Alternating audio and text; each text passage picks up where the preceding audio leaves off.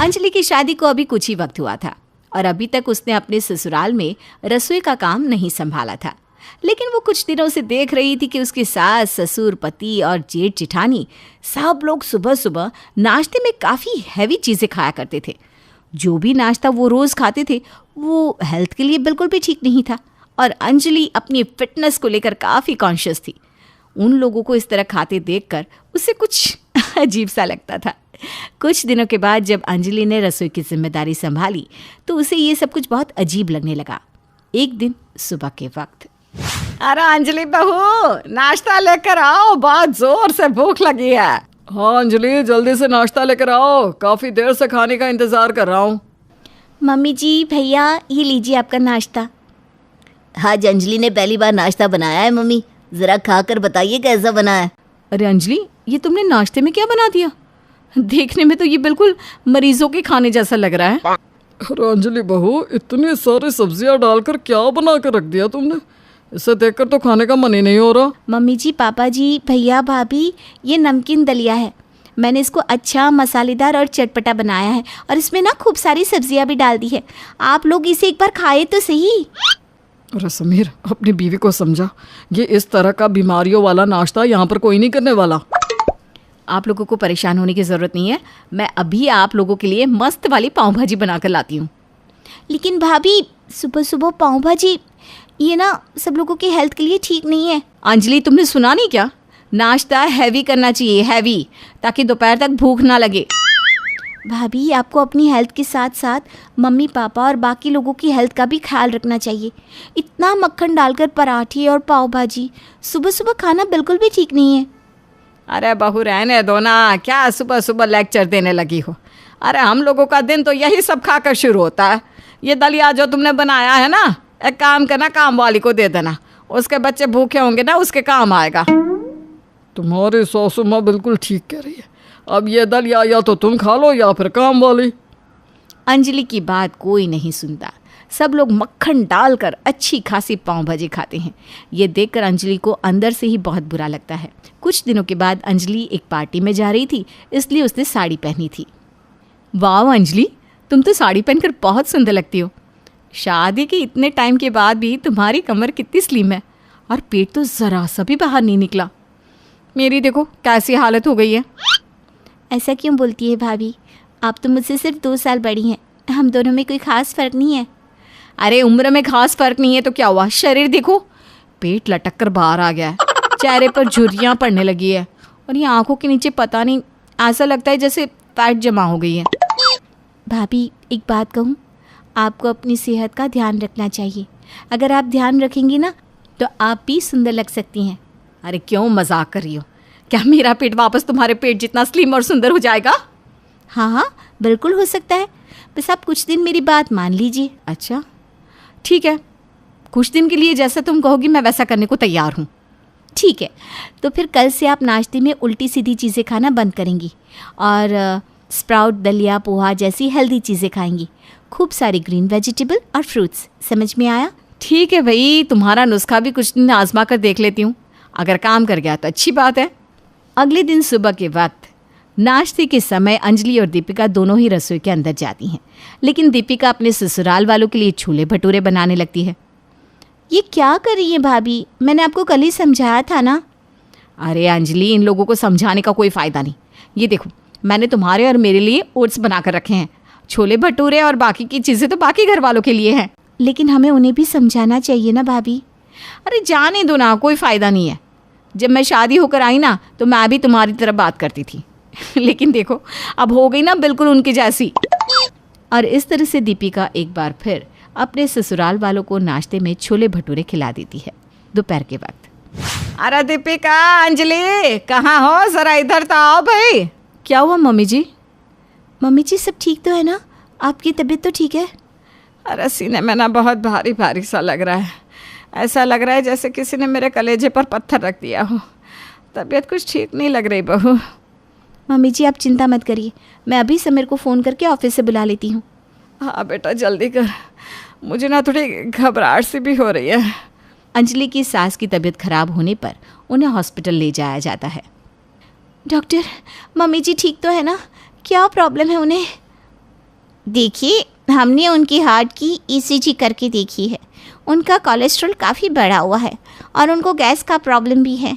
उन्हें खाने पीने का ध्यान रखना होगा। अरे डॉक्टर साहब, ये आपने क्या कह दिया? और कोई इलाज हो तो बताओ। खाने पीने का कंट्रोल तो हमारे घर में कोई नहीं करने वाला। देखिए, अभी सिचुएशन ठीक है। अगर इन्होंने अपना खान पान नहीं सुधारा तो आगे चलकर बहुत बड़ी प्रॉब्लम हो सकती है। ठीक है डॉक्टर, मैं पूरी कोशिश करूंगी कि मम्मी जी अपना खान पान सुधार लें। अंजलि की सास घर आ जाती है और अगली सुबह दीपिका को अपने पास बुलाती है। क्या हुआ मम्मी जी, आपको कुछ चाहिए था? आज ना आलू के पराठे खाने का बड़ा मन कर रहा था। एक काम कर बहू, गर्मा गर्म आलू के पराठे बना और उसके साथ ना चटनी बनाना, और हाँ, दही ज़रूर लेकर आना। ठीक है मम्मी जी, अभी मैं मस्त वाले आलू के पराठे बनाकर लाती हूँ आपके लिए। अरे अरे अरे, ये आप क्या करने जा रही है भाभी? कल ही तो मम्मी जी हॉस्पिटल जाकर आई हैं। आपको पता है ना डॉक्टर ने क्या कहा था? अरे डॉक्टर को गोली मारो, अब इंसान कुछ खाए भी ना। हम इस दुनिया में आते हैं, कमाते हैं किस लिए? क्योंकि हम अपने मन का खा सकें। लेकिन फिर हम अपने उसी पैसों को डॉक्टर को देते हैं, क्योंकि हम ठीक से खाते नहीं, हम अपनी सेहत का ध्यान नहीं रखते। अरे तो क्या करूं, बिना खाए पीने जीना शुरू कर दूं? देखिए मम्मी जी, दुनिया में खाने पीने की इतनी चीज़ें बनी हैं और वो हमें खानी भी चाहिए, लेकिन कब क्या खाना है उस बात का ध्यान रखकर। देखिए, आप अगर मेरी बात मानेगी ना तो आपकी तबीयत बहुत अच्छी हो जाएगी और उसके बाद आप ये सारी चीज़ें खा भी सकेंगी। अंजलि के लाख समझाने पर भी उसकी सास उसकी कोई बात नहीं सुनती और नाश्ते में आलू के पराठे खाती है। ये देखकर दीपिका अंजलि को किचन में बुलाती है। क्या हुआ भाभी? अरे अंजलि, मैंने तुमसे कहा था ना, इस घर के लोगों पर कोई असर नहीं पड़ने वाला, लेकिन देखो तुम्हारी बात मानकर मुझ पर असर ज़रूर पड़ने लगा है। क्या मतलब? अरे आज मैंने 2 साल पुराना एक ड्रेस निकाल कर पहना जो मेरे शरीर में घुसता ही नहीं था, और अब देखो बड़े आराम से आ गया। मैंने आपसे कहा था ना, अगर आप सुबह सुबह नाश्ते में इस तरह की हैवी चीज़ें खाना बंद कर देंगी और सारा दिन हेल्दी खाना खाएंगी तो आप फिर से पहले की जैसी सुंदर हो जाएंगी। अरे मेरी तो छोड़ो, लेकिन बाकी के घर वालों को कैसे समझाया जाए? अगर इन्हें पता चल गया ना कि हम इनसे छुपकर अलग नाश्ता बनाते हैं तो सासू माँ तो हमें सूली पर लटका देंगी। जानती नहीं हो क्या, हमारे घर में अलग से नाश्ता बनाने का रिवाज ही नहीं है। बात तो आपकी सही है, लेकिन क्या किया जाए? मम्मी जी को समझाना तो बहुत मुश्किल है। अगले दिन सुबह के वक्त, अरे दीपिका बहू, भाई नाश्ता लेकर आओ, बड़ी ज़ोर की भूख लगी है। कितनी बार कहा कि सुबह 8 बजते ही नाश्ता लगा दिया करो। अरे भाभी, आज नाश्ते में क्या बनाया है ये तो बताओ। हाँ, मुझे भी जल्दी ऑफिस निकलना है, फटाफट से खा कर जाता हूँ। हाँ आज ना पूड़ी और आलू की सब्जी बनाई है। अरे वाह भाई वाह, मज़ा आ गया। आज तो नाश्ता करने में अलग ही आनंद आएगा। क्या बात है मम्मी, अब तो हॉस्पिटल से आते ही वापस पूड़ी और छोले खाने लगी है। अरे अच्छी बात है ना, मम्मी को खाने पीने का इतना शौक है। ढंग से खाएंगे पिएंगे तो जल्दी ठीक हो जाएंगी। बिल्कुल ठीक कहते हैं आप लोग। मम्मी जी आप अच्छे से खाइए, आपकी तबीयत ठीक होती है ना तो घर का माहौल भी अच्छा रहता है। अंजलि और दीपिका की सास और बाकी के सब घर वाले हैवी नाश्ता करने की आदत नहीं छोड़ते, लेकिन कुछ ही दिनों में दीपिका की हेल्थ में चेंज आने लगता है। वो बहुत स्लिम और सुंदर नज़र आने लगती है और एक दिन इस बात को दीपक ने महसूस किया। दीपिका, ये मेरी नज़रों का धोखा है या वास्तव में तुम पहले से स्लिम हो गई हो? तुम्हारी कमर का साइज तो काफ़ी कम लग रहा है। ये सब उस भारी और अनहेल्दी नाश्ते को छोड़ने के बाद हुआ है। लेकिन आपसे कहने का क्या फ़ायदा, आप तो मेरी सुनेंगे नहीं। अरे आपका भी तो पेट निकल कर बाहर आ रहा है, अच्छा लगता है क्या ये? साफ साफ बताओ क्या कहना चाहती हो। ये बात मुझे अंजलि ने बताई और मैंने उसकी बात मानकर अनहेल्दी नाश्ता करना छोड़ दिया, तो देखो मैं फिर से पहले की जैसी खूबसूरत हो गई हूँ ना। तुम्हारा कहने का मतलब है कि मेरी हेल्थ पर भी इस बात का असर होगा? अरे 15 दिन ट्राई करके तो देखिए, एकदम स्मार्ट हो जाएंगे पहले की तरह। और इस तरह से दीपक अपनी पत्नी दीपिका की बात मान लेता है और कुछ ही दिनों में उसकी हेल्थ में भी चेंज आने लगता है। दीपक की तोंद अब कम हो जाती है और वो काफ़ी फिट दिखने लगता है। एक दिन सुबह के वक्त जब अंजलि और दीपिका नाश्ता बनाने के लिए रसोई में जाते हैं। अंजलि, आज मेरे लिए मोमोज बना देना, और सुनो ब्रेड पकोड़ा भी। दोनों ही चीज़ें खाने का बहुत मन हो रहा है। लेकिन मेरे लिए तो प्लीज़ ओट्स लेकर आना। ये सुनकर समीर हंसने लगता है। भैया आपकी तबीयत तो ठीक है? हाँ, आप नाश्ते में ओट्स खाएंगे? लगता है दीपक पर हमारी छोटी बहुरानी अंजलि की बातों का असर होने लगा है। अरे बेटा, अंजलि की बात सुनने की कोई ज़रूरत नहीं है। अरे उसे तो खुद कुछ खाने पीने का शौक़ नहीं है, इसलिए बस वो ये चाहती है कि इस घर के लोग भी खाना पीना छोड़ दे, ताकि इन दोनों को कुछ बनाना ही ना पड़े। ऐसी बात नहीं है मम्मी, जब से मैंने अंजलि के हिसाब से भारी नाश्ता करना बंद किया है तब से मेरी सेहत पर बहुत असर पड़ा है। हाँ, लग तो मुझे भी रहा था। कुछ दिनों से तू बड़ा कमज़ोर लग रहा है बेटा। पहले कितना अच्छा मोटा पेट था तेरा। लेकिन मम्मी, उस मोटे पेट की वजह से शरीर में बीमारियां बनने लगी थी। मुझे तो लगता है कि मैं अभी ठीक हूँ। हाँ भैया, अभी आप बिल्कुल ठीक है, और अगर ऐसे ही रहेंगे तो आगे भी ठीक रहेंगे। ऐसे तो जब देखो तब लेक्चर देने की लगी रहती है। ठीक है, जिसे नहीं खाना ना खाए, मुझे तो आज मोमोज खाना ही खाना है। अंजलि के सास ससुर अब भी उसकी बात मानने को तैयार नहीं थे, और एक दिन रात के वक्त अचानक से अंजलि के ससुर जी के सीने में जोर से दर्द उठता है। ये दर्द, अचानक से मुझे बहुत दर्द हो रहा है। मैं अभी दीपक और समीर को बुलाती हूँ, आप फिक्र मत कीजिए। दीपक और समीर अपने पापा के कमरे में पहुंचते हैं और उनकी हालत देखकर उन्हें हॉस्पिटल लेकर जाते हैं। देखिए समीर जी, आपके फादर को माइनर हार्ट अटैक आया है। इनके हार्ट में ब्लॉकेज है और हमें इनकी सर्जरी करनी पड़ेगी। अरे इतना अच्छा खाना पीना है हमारे घर का डॉक्टर साहब, फिर कैसे इनके हार्ट में ब्लॉकेज आ गया? जरा देखिए मेरे बच्चों की तरफ, कितने तंदुरुस्त नजर आते हैं। अच्छा, खाने पीने का क्या मतलब समझती हैं आप? अरे जानते भी हैं, रोज नाश्ते में आलू पूड़ी, छोले भटूरे, पाव भाजी, ऐसी ऐसी चीजें बनाती हैं हमारी बहुएं। अब इससे ज्यादा हेल्दी और अच्छा खाना कोई क्या खाएगा? शायद आपको पता नहीं, लेकिन यही वजह है आपके पति को हार्ट अटैक आने की। अभी तो माइनर अटैक है, लेकिन अगर आप लोगों ने अपना खान पान नहीं सुधारा तो इनकी जान भी जा सकती है। डॉक्टर की बात सुनने के बाद अंजलि की सास की जैसे आँख खुल जाती है, लेकिन वो किसी से कुछ नहीं कहती। ससुर जी की तबीयत ठीक हो जाती है, उन्हें घर लाया जाता है। अगले दिन दीपिका और अंजलि एक बार फिर से रसोई में पहुंचती है। क्या बना रही हो अंजलि? कुछ भी नहीं भाभी, बस आज छोले भटूरे बना देती हूँ। सब लोगों को बहुत पसंद है ना, वैसे भी वीक में 2-3 बार ही तो खा लेते हैं। हाँ ठीक है, बना लो। अच्छा, तुम्हारे, मेरे और दीपक जी के लिए मैंने ये वेजिटेबल उपमा बनाया है, हम तीनों ये खा लेते हैं। कुछ देर के बाद दीपिका और अंजलि उपमा और छोले भटूरे दोनों नाश्ते के टेबल पर लगा देते हैं, लेकिन वो ये देखकर हैरान रह जाते हैं कि अंजलि की सास उपमा वाली प्लेट अपनी तरफ खींच लेती है। अरे नहीं नहीं मम्मी जी, वो आपका नाश्ता नहीं है, आपका नाश्ता तो ये है छोले भटूरे। जान लेना चाहती हो क्या मेरी? मम्मी, आप ऐसा क्यों कह रही हैं? आपको छोले भटूरे पसंद है ना, इसलिए अंजलि ने बनाया है। नहीं बेटा, अब हमें समझ में आ गया है कि अंजलि बहू सही कहती थी। मुझे दिल का दौरा पड़ने पर मुझे ज़िंदगी की कीमत समझ में आई। आज के बाद इस घर में कोई भी अनहेल्दी खाना नहीं खाएगा, सब हेल्दी खाना खाएंगे। ऐसी बात नहीं है पापा जी, हम महीने में एक बार ऐसा खाना भी खाएंगे, लेकिन सही वक्त पर और अपनी सेहत को देखते हुए। अंजलि की बात सुनकर सब लोगों के होठों पर मुस्कुराहट आ जाती है, और इस तरह से अंजलि का हैवी नाश्ता करने वाला ससुराल हेल्दी नाश्ता करने वाला ससुराल में बदल जाता है। प्रिया और जसमीत की शादी के चर्चे पूरे खानदान में हो रहे थे, क्योंकि ये पहली लव मैरिज थी इस परिवार की। प्रिया और जसमीत के परिवार वालों को दोनों के रिश्ते से कभी कोई आपत्ति नहीं थी। दोनों परिवार वाले खुश थे और उनकी शादी भी धूमधाम से करवा दी गई। प्रिया बहुत खुश थी कि जिससे उसने प्यार किया उसी से उसकी शादी हुई थी। हाँ, नए परिवार में वो पंजाबियों में एडजस्ट होना थोड़ा मुश्किल तो था प्रिया के लिए। गुड मॉर्निंग मम्मी जी, क्या बना रहे हो? अरे आज मैं क्यों कुछ बनाऊंगी, आज तो तेरी पहली रसोई है ना, आज तू खाना बनाएगी पुत्र। जी हाँ मम्मी जी, बताइए ना क्या बनाना है। ऐसा कर पुत्र, एक तो छोले भटूरे बना दे, जसमीत को हलवा बहुत पसंद है, मीठे में वो बना दे, साथ में कटलेट और पुदीने की चटनी या लस्सी भी बना देना। शायद आज पहली रसोई है ना, इसलिए इतना सब बनवा रही हैं मम्मी जी। कोई बात नहीं, रोज़ थोड़ी ना इतना सब बनता होगा। हाँ ऐसे ही होगा। क्या सोच रही है प्रिया बहू, कुछ मिस तो नहीं हो गया ना मुझसे? तुझे याद आ जाए तो तू अपनी तरफ से बना देना, ठीक है? जी जी ठीक है मम्मी जी। प्रिया ने आज तक इतना सब एक साथ नहीं बनाया था, इसलिए सब कुछ बनाते बनाते वो बहुत ज़्यादा थक गई। हाँ, आखिरकार सब कुछ बन ही गया। कोई बात नहीं प्रिया, आज पहली रसोई है ना, इसलिए इतना सब बनवाया है।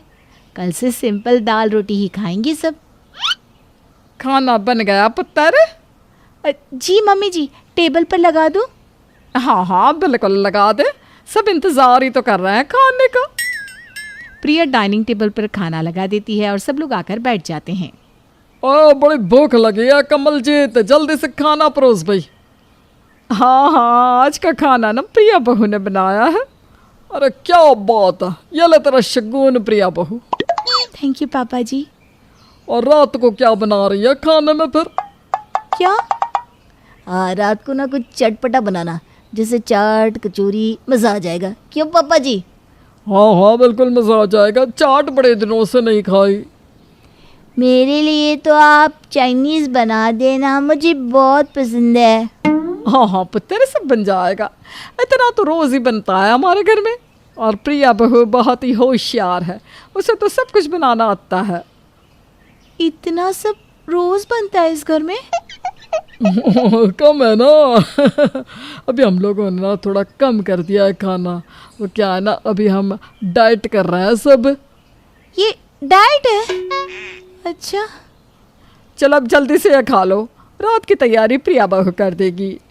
प्रिया के ससुराल वाले सिर्फ खाने खाने और खाने के बारे में ही सोचते थे। ना तो उन्हें किसी बात से मतलब था, ना ही लेना देना।